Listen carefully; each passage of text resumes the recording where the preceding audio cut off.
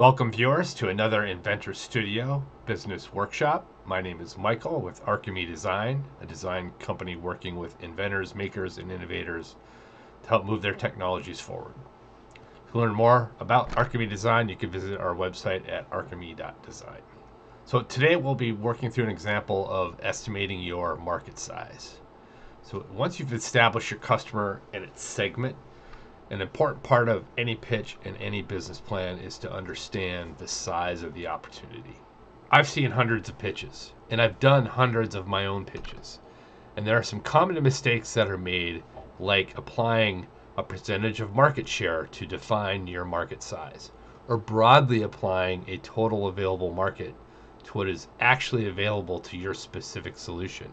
So we'll talk about some of these in the following workshop.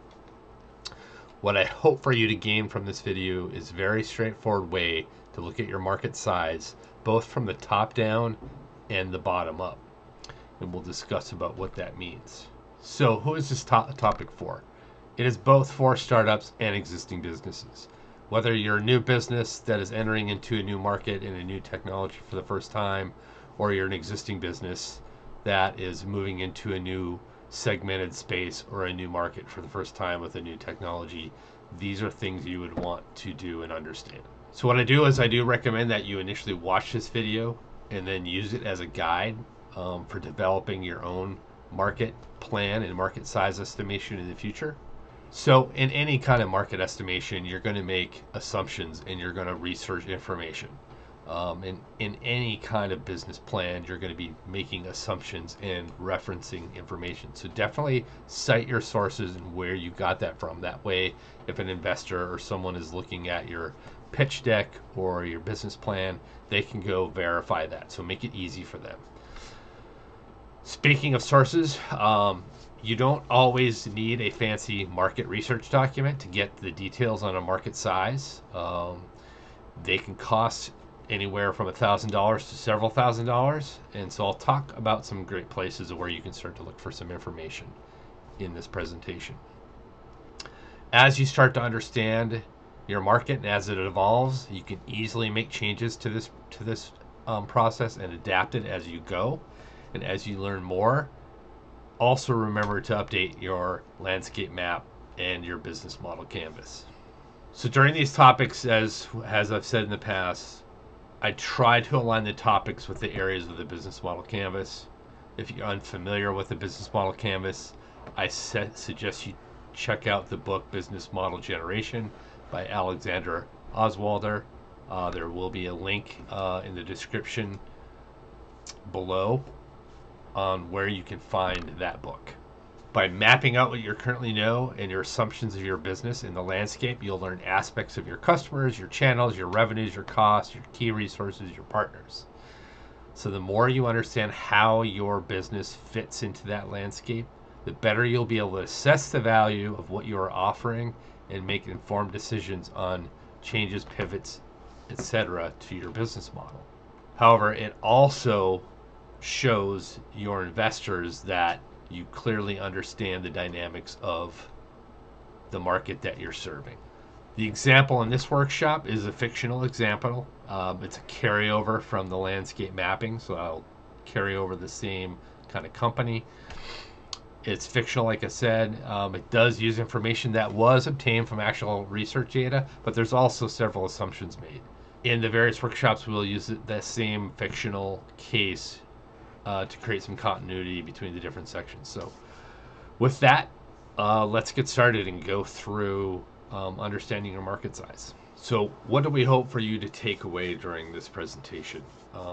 Some terminology, obviously, to introduce some terminology, specifically what a top-down market estimate is and what a bottom-up market estimate is. Putting a value to the actually market estimate. So how do we actually put a dollar value to that?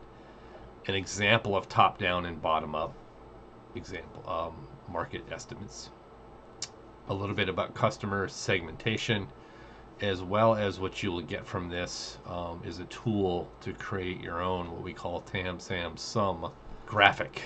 And I'll discuss what TAM-SAM-SOM is. The link you see below is to a Google Drive that contains spreadsheet that can help create those types of graphics. Very simple graphics. So as I said before, I'd like to tie a lot of this stuff to business model canvas and various metrics that maybe are associated with it.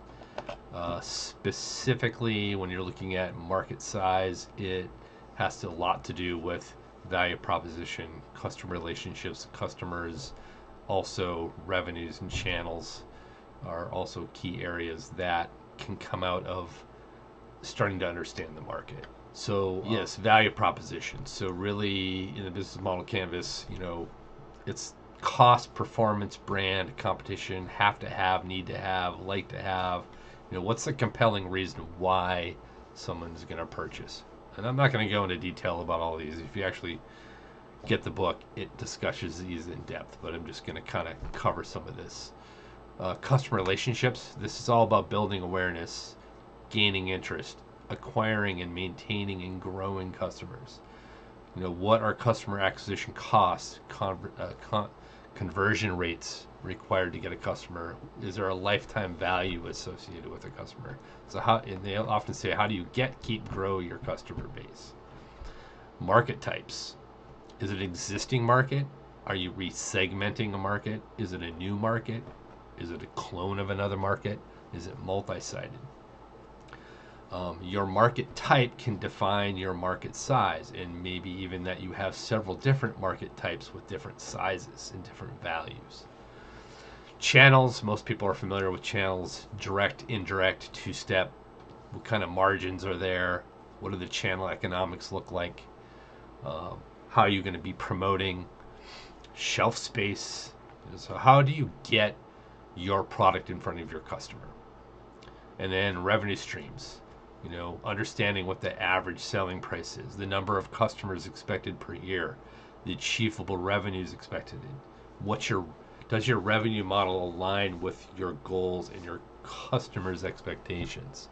So these are all things that when you're doing customer discovery can help you understand what the value of what you're selling is, so then you can actually apply that and to build a market estimation. So some terminology. TAM, total available market. So how big is the universe in which you're operating? The the complete size of the market. In a way like this, it could be the automotive market. Well, there's all kinds of different segmentations in the automotive market, not just the cars, but the aftermarket, etc. Servicing those things. That's a very large market. That would be considered potentially a TAM. So it's a total market demand for a product or service, calculated in annual revenue or units of sales if 100% of the market is achieved across all those segments. SAM is a serviceable available market. And one thing to understand with SAM is SAM can be a much more narrower part of the market. It can be very specifically, in the car example, we're going to just talk about automobiles in general, or trucks in general. So SOM is a serviceable available market. So a SOM is where you're bringing it even down. You're bringing that market closer to you. You're not going to get a SOM from going top down in your market.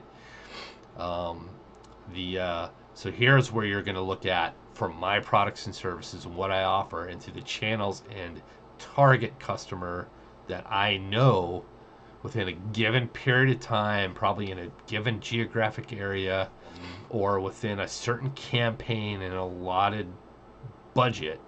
What can I reach? What is the amount of that market that I can capture? So that's what a SOM is. Most often you get from a SOM from a bottom-up approach. What you see here is just a generic, I just picked some numbers, but this is what a kind of a common TAM-SAM-SOM graphic looks like. And that link I showed earlier, there's a spreadsheet that can be used to create this if you have your own real numbers. Sometimes you may want to scale it just because if you have a really small SOM, you want it to appear bigger, you can do that in this spreadsheet just so it appears a little bit easier on presentations. To go through a little bit more detail on the spreadsheet, this is just a very simple tool. It allows you to make these graphs to put it in a presentation. And you'll see that there's two different tabs, so you can do multiple markets. Just copy another one if you have more than one market you want to look at. These are These are protected. You can unprotect them. They're not password protected. To change these, just to keep you from changing any other values. However, if you want to change the colors in the format of this, you'll have to unprotect it. However, I recommend not messing around with the equations inside the actual spreadsheet or moving too much around within here because it's referencing some things. So what this does is it allows you to pick a total, put a number in for your TAM-SAM-SOM, and calculates a percentage market share, and then builds this graph. These things right here are used to locate where these circles go in reference to each other. They're in scale with each other right now, all but 1, 1, 1. However, so as you change this, let's say it's 300 million, let's say this is only 2 million, the SOM, really small. You're going to see that when it's really small like this, or let's go really large. Let's do 75. 75 didn't look too bad, but let's scale this way up to 500. So as you change the numbers, things will shift around a little bit, and you need to make adjustments to that in order for them to shift over, because it's looking at the center of the circle. So to do that, let's take this back down to 2 as well to make it really small. So to do that, you can shift using this X adjust for each one of these. This one probably doesn't really need to ever change. However, the others will. On top of that, if your SOM is really small, you may want to scale it up. So you can actually scale it up by putting a number in there and making it a little bigger. Let's make it 5. The labels will still be correct, the total values, but it will no longer be in scale. And then here you just need to make some adjustments. You just need to make some changes to, so just so you know, 000 is right in the middle. So it's probably going to be some number between 0 and where it was currently at. Let's go 3, 8.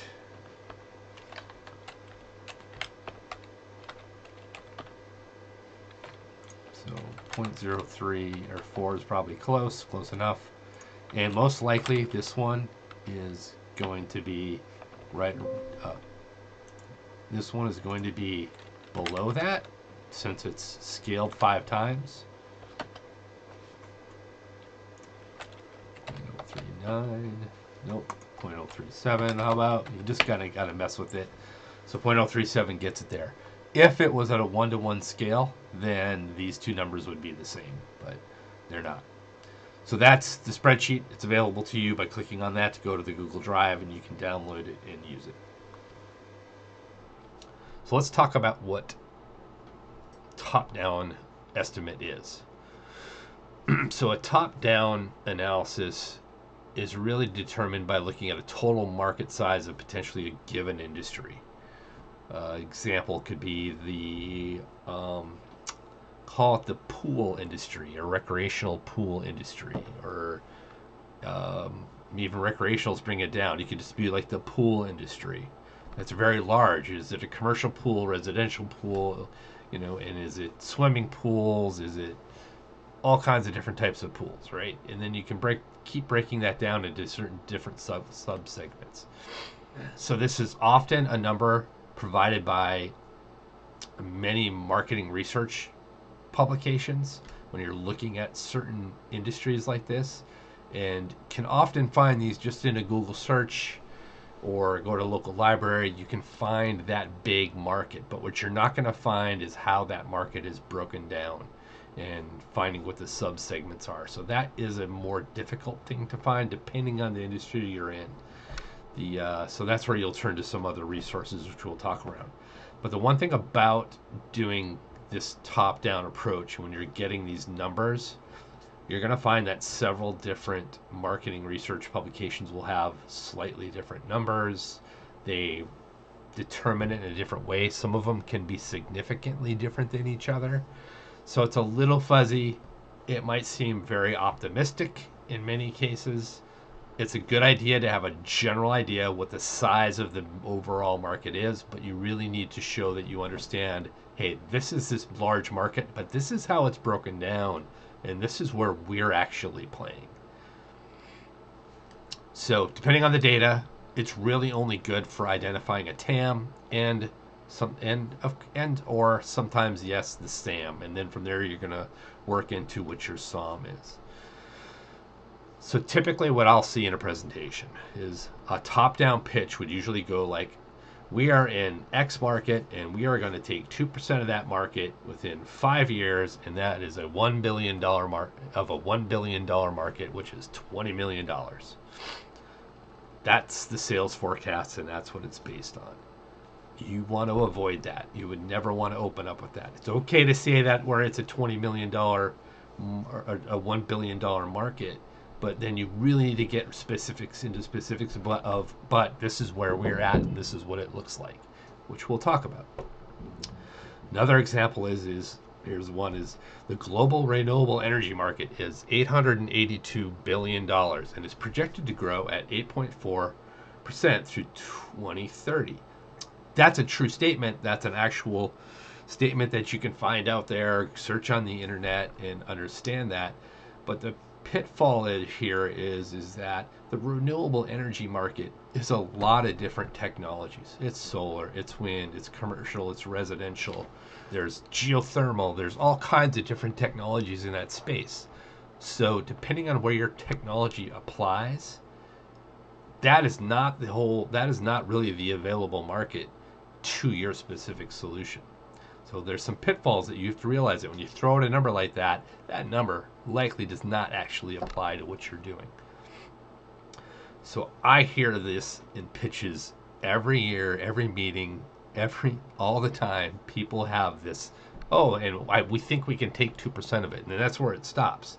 And then I ask, so how did you get to that 2%? How are you going to reach that 2%? Tell me about that plan. You want that plan to align with your actual estimate of what your market size is. So the alter ego of this is a bottom-up market estimate. So bottom-up analysis is you're really calculating it by estimating potential sales in order to determine the total sales figure for each year and over a period of time to understand what your market size potential is in a given period. It does take more effort, but it builds a much more realistic sales target. It helps you also understand your channel, that landscape of that channel, and the economics of that channel. It also shows your financial partners that you've gone through and thought through your market and how you'll reach your goals. So I talked a little bit about where can you get the data and sources. So you always want to cite your sources. So that makes it easier for anybody doing due diligence on you. They can check those sources as well. If you're going to make them work hard to find that information, you want to be fair, and they're going to go and look for other sources anyway. But you want them to find comparables, because if you've done it right, you've also done that research as well. As when I said, find multiple sources if you can, and then you can confirm and narrow down your estimates based on the different estimates and data that you find. So some resources that are out there. Not all of these are free. Most of them are free, but not all of them are. So number one, local public library system. Every local public library system in the U.S. has access to databases and reports and things that have been published. So those things are usually readily available, and the libraries, it's something that we all pay for in our taxes. So don't be afraid to go into the library and look for information. Go there, spend half a day there, get as many sources as you can, and really build a case for doing a market estimate. If you happen to have interns, or if you're a student that are at a university library systems are great. They have access to all kinds of databases and information. So university libraries are also a great resource. As I mentioned, marketing firm publications. An example that I've used in the past is IBIS World.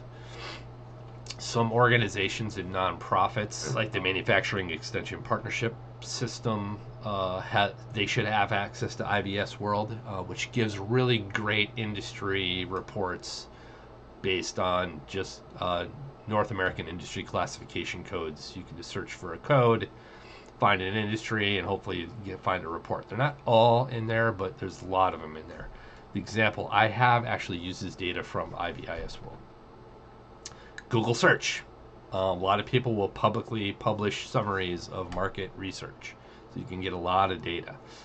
Got to be careful though on what you're reading. Is it real or not? So you want to make sure there's some background checked into, who's publishing it and where it came from. Another great place is trade associations. So most every industry has a trade association, and they provide data. Example, I'd worked in the marine industry, and specifically in life jackets, personal flotation devices. So there was a organization called the PFDMA, Professional Life Jacket Manufacturing Association. They published data on every class and type of life jacket manufactured in the U.S. every year, and had data going back many years. So you could get a growth rate, you could see what your competitors were producing, which then you could see kind of what the market size was for each type of life jacket. It was amazing data because you could build this great market estimate from that data. So customer interviews, get out of the building, talking to customers. That's where you're going to get information more about pricing and understanding, their interest in purchasing and the value of the product and things of that nature. Because if you may not have a dollar value of something, but like number of units or something like that, that other data will help you get to an actual dollar value. Also, don't overlook your local small business development center, funded by the SBA. They usually have access to all kinds of information and can also help you with understanding and building your market estimate. And you can get some coaching on the side and mentoring as well.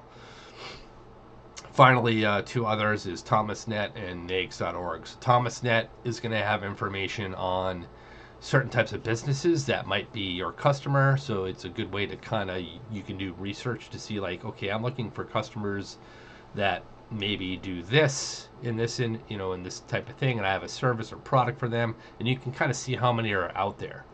A better place to go though is the U.S. Census Bureau. In the U.S. Census Bureau and also NAICS.org to a point, you can actually see how many companies or have a specific industry code and are out there and operating, and you can break it down by state, nation, region, you name it. So really, really good data at U.S. Census. NAICS.org, on the other hand, you do have to pay for to get some data, but if you just search a certain industry code, you can get who the top players are, and if they're public, they'll show you like what their market size or value size and things like that is. So NAICS.org is a great place to just get some research about who are the top companies within your sector. So what I've chosen for an example of doing both the top-down and bottom-up example is I have access to a new alloy that's available for recreational and competitive biking market. I'm a mountain biker. I like to mountain bike. I've built my own bikes. We've done a lot of it. So my example is that I'm going to build a new bike and start a company using this alloy because I have the availability to license it exclusive to me in this market. And like I said, it's exclusive to me, but specifically to the biking market. And my initial target market is going to be mountain biking. If you watched my landscape map video, you'll see that I started with this as well. So, all right, to do a top down of this, right off the bat, what I did is I looked into IBIS World Industry Report. Here's the number. The date is a little old, 2016, to look at bicycle manufacturing in the U.S. And looking at the industry, we see that it is almost $849 million market. Doesn't have that great of a growth rate. 61.9 million in profits, 44.4 million in exports. So when you pull up this report, you can right away see they break it down into segments. So I right off the bat, I have a TAM. I have a $850 million TAM. But it's broken down into road bikes, other bikes, mountain bikes, and you can't see the other one, but it's like trikes and other stuff. It's a little bit different category. And like we said, I'm going to be focusing on mountain bikes. Now, right off the bat, I could say like, oh, I'm going to take 10% of this market share in 5 years, or that's kind of a high number, but so if you actually break that down, my TAM would be 850 million. My SAM would be 186.7 million because that's mountain bikes. And then my SOM, based on just saying 10% of market share, would be $18.7 million. So that is a common way that I've seen people do their market size without really getting the detail. Well, okay, well, how do you get to that 10%? Explain that to me. Before we actually go on to the bottom up, and I think it's important to talk about this, is because when you're going to do a bottom up analysis, you have to have started in understanding your customer segment. Because your customer segment and the channel and understanding what kind of research you need to do to find out how many of those are out there, you need to do some of this work. You need to understand, is this a mass market? Are you selling to everybody in the US because they all buy toilet paper? That's a mass market. Is it a niche market where you're really centralizing on a specific segment, demographic or industry or both? I would say that mountain bikes and going after certain people that specifically mountain bike is a niche market. It could be even more niche if you only focus on non-recreational and only professional, etc., but that's getting even more niche. Segmented markets are often means you're providing a solution or this solution to several different niche markets, and it's segmented. So an example is I may serve the biking industry, but I have products and services in each one of those: road bikes, trikes, other bikes, and bikes. So you can also have a diversified market. And this is where your business model targets two or more seemingly unrelated customer segments. In this case, you might develop multiple or separate market estimates for each one of those. There is also a multi-sided market. And in this business model, your company can serve value to two or more interrelated segments. So diversified is kind of they're separate and they have their own thing. Multi-sided is there's some relationship between them. I'm trying to think of a good example. You might sell something specifically to, we stay in the bike industry, bikes to bike owners and stuff like that, but you might actually sell tooling and specialized equipment to people who service your things. So when you're out there talking to customers, and it's not only customers, it could be others, it could be channel members and people in your channel that are going to be selling your product, not necessarily the end customer, but you want to talk to both. Ask open-ended questions. Ask and listen for problems your customer has, solutions they seek, and benefits your customer will actually value. Because you're trying to really get into understanding your, what we would call, value proposition. And this will help you understand that if they are saying this is what they value, these are the problems that they have, that they're looking for solutions for, if you can tie those together and show that, yeah, you're paying this much for my thing, but this is the value it's adding you, then you're going to have a good indication that they're a customer of yours. Number one thing to never do is talk about your product. Don't project your solution onto the customer. You don't want to lead them with your solution. You don't want to introduce that right away and talk about how great it is and say, hey, wouldn't you value that? Because then they're just saying, oh, yeah, that's great. You really want to be listening for and identify whether the values and features that you have are solving and giving a benefit to them without you interjecting your solution. So it's a little bit of a dance. I'll give you an example. Let's say you were developing some sort of new dental solution. One of the things you might ask, you're not going to open with that with your customer. One of the things you just might ask is say, hey, tell me about your day in the morning or at night before you go to bed. You know, oh, tell me about your bathroom routine. And, you know, they're going to tell you all kinds of crazy stuff. Well, I do this and blah, blah, blah. And even though you want to get to brushing your teeth, don't lead with that. Kind of journey them through the discussion without telling them exactly what it is you're trying to get out of them. Be customer centric. You want to shift your perspective from your organization to your customer's organization or your customer. You know, put yourself in their shoes. What if someone was asking you questions? How would you want that to be approached? If you're trying to grow into a new industry or your own business, you know, look at new segments. Where aren't you playing, and yet knowing that you have the capabilities to provide potential value. And always ask, always stay in touch with customers, even if you aren't selling to them right away just yet. Just be sure to keep them informed on your progress, because they will probably be early adopters potentially.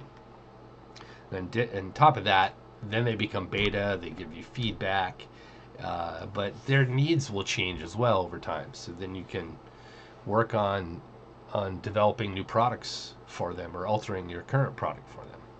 All right, so with that, we're going to jump in and do a bottom-up example. Now, keep in mind, some of this stuff I did research on. Some of it I'm just making an assumption off the bat. I will tell you whether I am or not. But anyway, so we know that we have this new alloy for mountain bikes. We're going to build these bikes. And so the first thing we want to do is understand channels.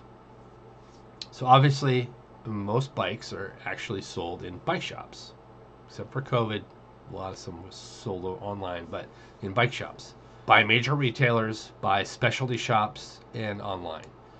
For now, we're going to decide that we're going to focus on the specialty shops, because landing a space in Walmart and Target isn't likely. They're very large. The price point has to be right.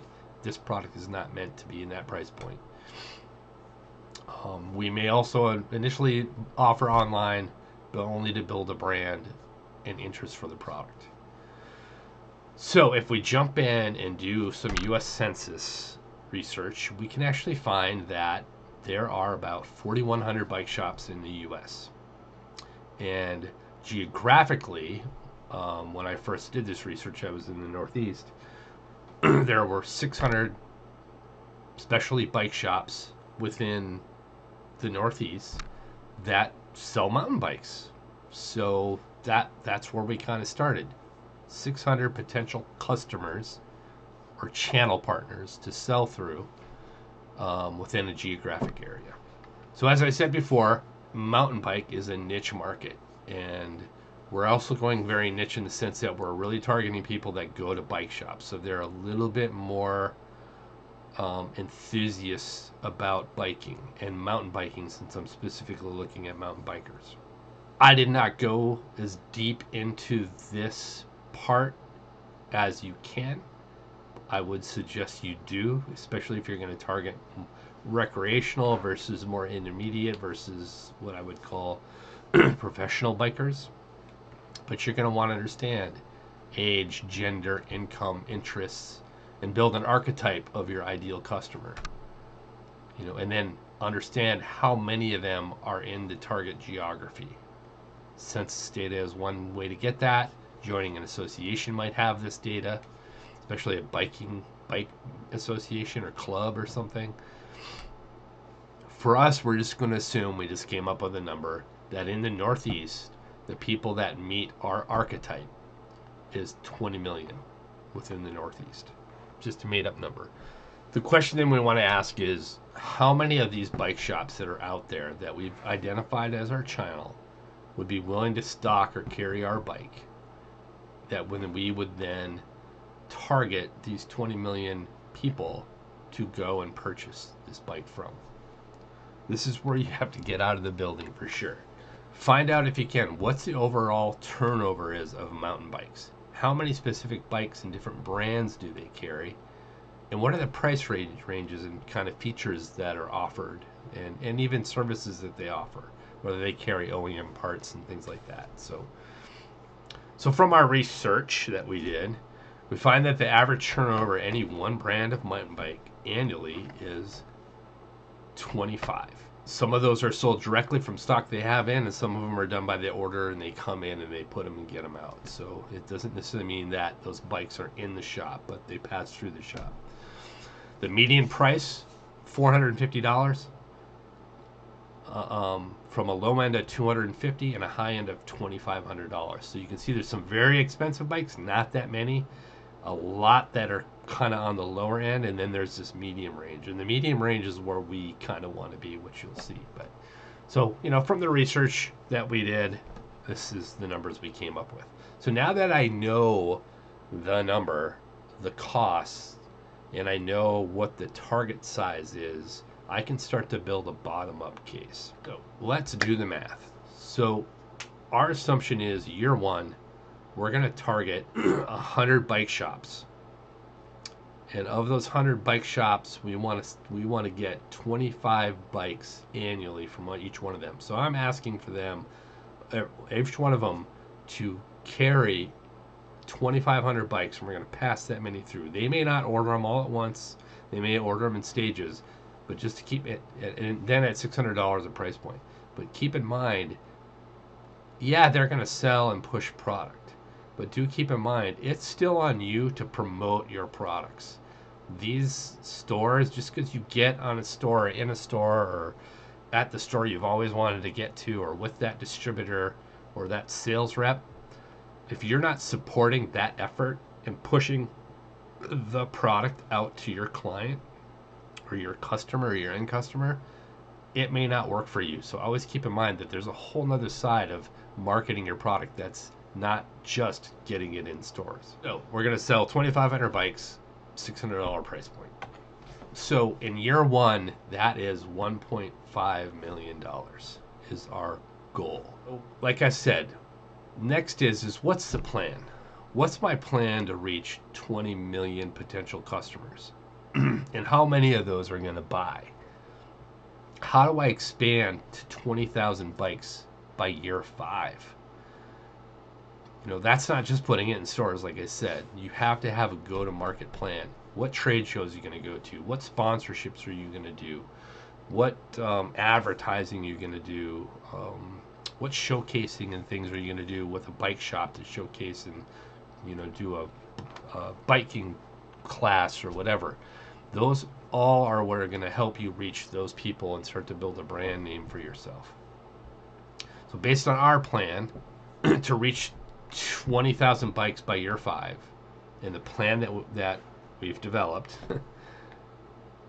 we think we can reach 800 new bike shops by year 5 and start to expand not only the Northeast region but other regions as well.